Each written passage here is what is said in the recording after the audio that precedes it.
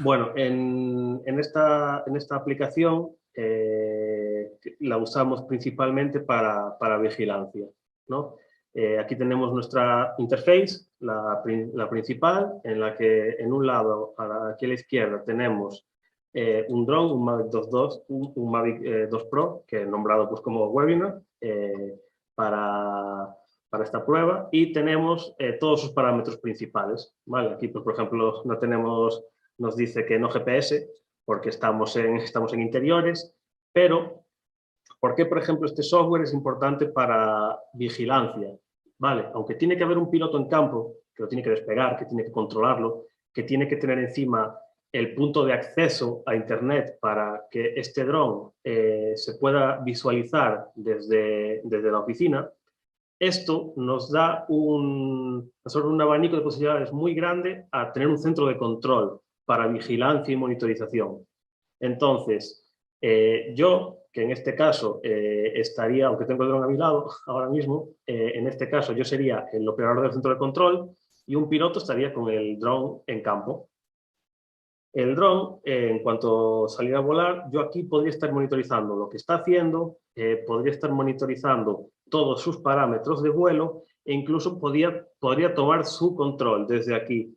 Cuidado, esto se podría llegar a hacer desde aquí teniendo en cuenta que tenemos un piloto en campo y si se diera una situación de emergencia o algo similar. Vale, pero siempre tiene que haber un piloto en campo, siempre tiene que haber un piloto que tenga el control de la emisora. Es decir, yo desde aquí realmente solo estoy visualizando y puedo tocar, por ejemplo, aquí puedo pasar al modo de vista de cámara y puedo mover el gimbal desde esta zona y ver, por si, por ejemplo, estoy haciendo una inspección, un reconocimiento perimetral, ver algo específico. Pero obviando un poco bueno, la interface, las funcionalidades, que esto dependerá de cada software, vamos a la parte de planificación. En este software, pues aquí tengo un complejo aquí comercial que hay en la link. ¿Y cómo haríamos la planificación? Bueno, esto es una demostración muy rápida como introducción o como paso previo para vosotros, para que luego cuando hagáis el curso tengáis una idea de lo que os vais a encontrar, ¿no? Yo mañana tengo planificado una operación para volar aquí. Entonces, tengo que hacer un perimetral y mi piloto en campo tiene que estar haciendo este perimetral. Entonces, ¿qué es lo primero que tengo que ver? Bueno, pues aquí tengo varios problemas. Para empezar, ¿no?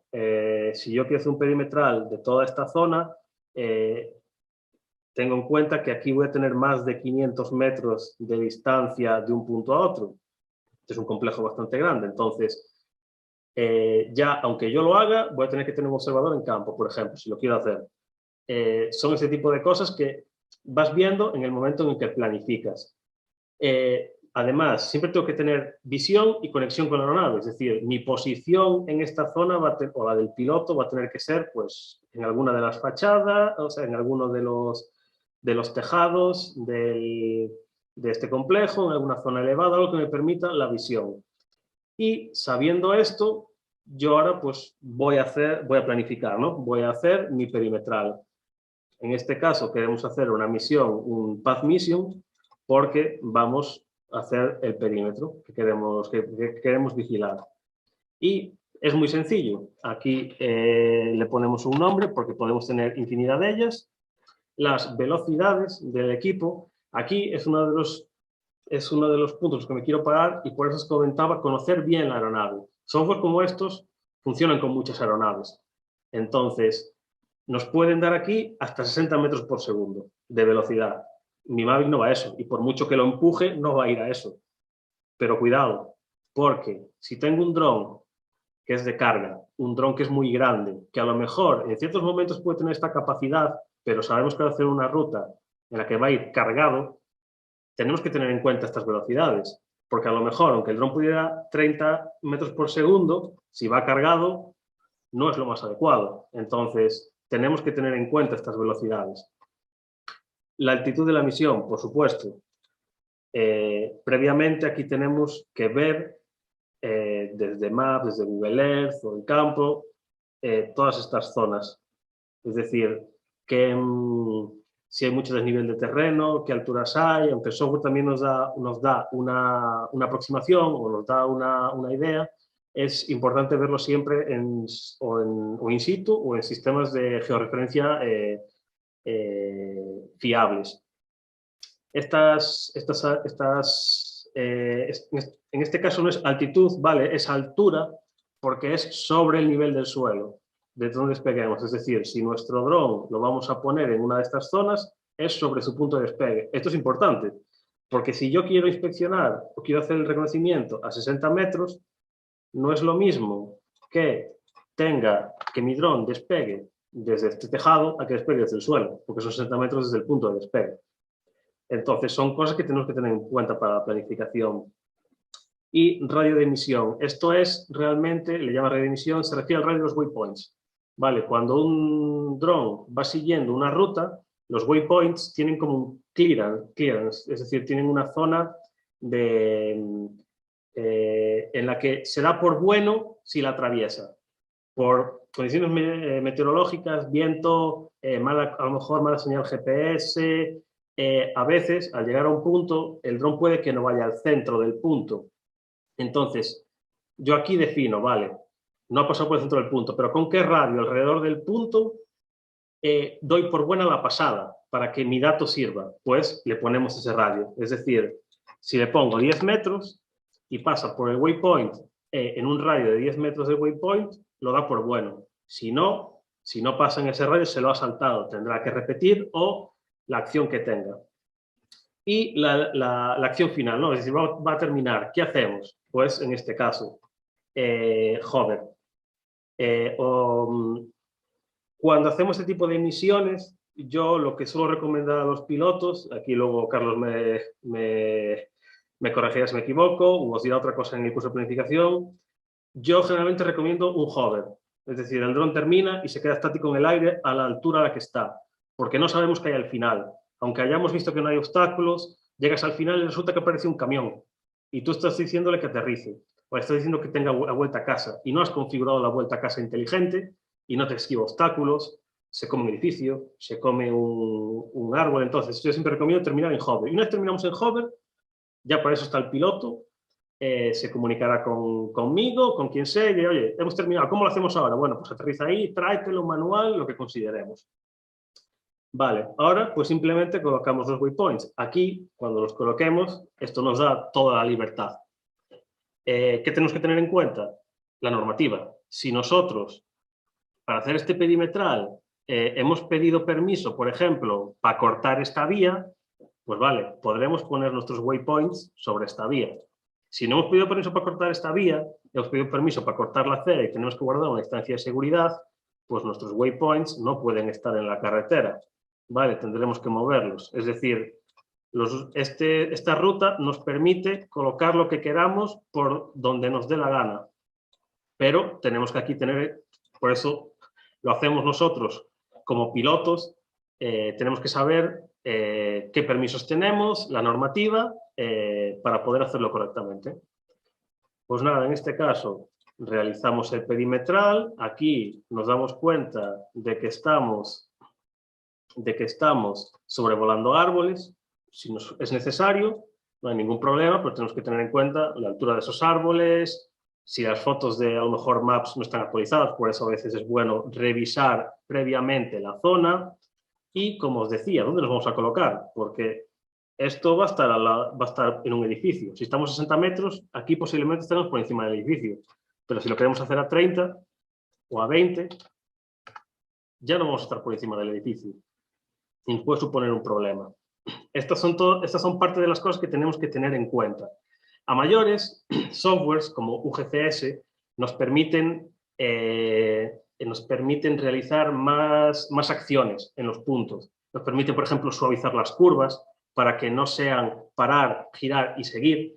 Eso a drones grandes les viene bien, ese suavizado. Y es un parámetro que yo siempre hablo de él, porque me parece fundamental, ese suavizado.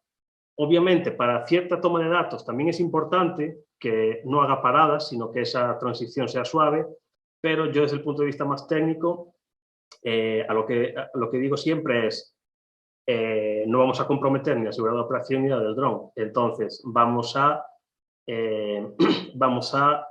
hacer que las curvas, o que los giros del dron sean suaves para que no se desestabilice. Y finalmente, aquí nos permite personalizar cada uno de los 10 waypoints que hemos introducido. Le podemos poner una altitud específica de un waypoint, la velocidad sin algún tramo que nos vaya más rápido, el radio, si algún waypoint tiene que ser más preciso que otro. Esta, como ves, no tiene mucho más porque es para vigilancia y está destinada a un tipo de drones específicos, no lo permite para todos. Por eso tiene menos opciones, pero es mucho más sencilla de utilizar que otras para este tipo de trabajos. Le daríamos a crear, nos dice, ¿estás seguro que la quieres guardar? Sí, la ha creado, tenemos aquí nuestra zona y luego ya nos iríamos a Flight. Tenemos nuestro equipo y ya nos salen aquí las misiones que tenemos creados. Tiempo estimado de vuelo, distancia que va a recorrer, waypoints y la acción final. Siempre, siempre, siempre, siempre, antes de cargar una misión, de lanzarla, hay que revisarla varias veces. Aunque tengamos que volver a misiones, ir aquí y darle a editar y ver, a ver, este waypoint no lo quería mover, la velocidad está bien, la altura está bien, vale, lo actualizo. Siempre revisarlo varias veces, porque no te cuesta nada y te ahorra muchos problemas. Ahora, obviamente no va a despegar porque estamos en interior, pero si ya quisiéramos lanzarlo, le damos a Start, tenemos una serie de checks que esta aplicación ya lo hace por nosotros, en el sentido de que ya nos recuerda, oye, tienes que chequear ciertas cosas, que tienes los permisos, que el dron está calibrado, que tienes GPS, que tienes la batería suficiente. Esas cosas como pilotos siempre tenemos que tener en cuenta, pues aplicaciones como esta, por eso hablamos de que nos hacen la vida más fácil, nos ayudan ya a chequear esto. Revisamos que todo lo tenemos bien y le damos a ejecutar. Aquí carga y ahora nos lanzaría el equipo. Obviamente me dice que error porque estoy dentro, no tengo GPS, no estoy ni en la zona. Vale, pero ya tendríamos nuestra misión cargada y si ahora yo me voy a la misma zona en la que lo planifiqué, ya está cargada, ya podría ejecutarla desde allí. Y me pasaría, mientras esté en vuelo, me pasaría a mi visión de cámara. Tengo aquí una pequeña leyenda con los datos principales del equipo. Podría mover mi gimbal si fuera necesario para ver algo en específico. Y aquí en el lateral tendría mi mapa para ver por dónde va. Y podría cambiar en cualquier momento. Entonces, hasta aquí un poco la demostración de este software. Como yo os digo, es una introducción hiper rápida a lo que es la planificación y a lo que veréis después con Carlos. Esta es una interface que es muy amigable y que es muy simple, pero porque es para vigilancia. Y está, pues como comentaba Carlos, orientado a un propósito. Entonces, todo está orientado a ese propósito. A que, aunque los pilotos estemos acostumbrados a trabajar con las interfaces más feas que hay y más enrevesadas, en un centro de control no. Por eso existen este tipo de softwares, porque son visualmente más amigables. Entonces, pero la lógica un poco es la que os he comentado y luego en el curso de planificación veréis con Carlos un software que es el UGCS, que tiene muchas más funciones y mucho más en detalle para hacer más tipos de trabajos. Este yo os digo que es para uno muy concreto.